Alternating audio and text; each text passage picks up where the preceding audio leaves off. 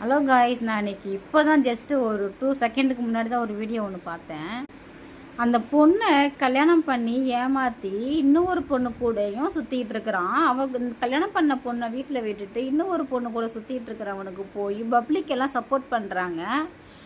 இதை அந்த பொண்ணு நடு ரோட்டில் நின்று அவ்வளோ கதறி அழுகுறா. அந்த பொண்ணுக்கு எவ்வளோ கஷ்டமாக இருக்கும். கண்ணுக்கு நேராக பார்த்துருக்கா. இப்போ அந்த பொண்ணுக்கு எவ்வளோ கஷ்டமாக இருக்கும். பப்ளிக் எல்லாம் அந்த பையனுக்கு சப்போர்ட் பண்ணுறாங்களே, அந்த பொண்ணு என்னங்க பாவம் பண்ணுச்சு?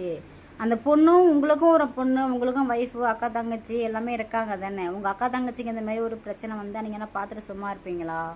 அந்த பையனுக்கு போய் சப்போர்ட் பண்ணிட்டு இருக்கீங்க பப்ளிக். இதில் சரியாக நியாயமாக நீங்களே சொல்லுங்கள் பார்க்கலாம்.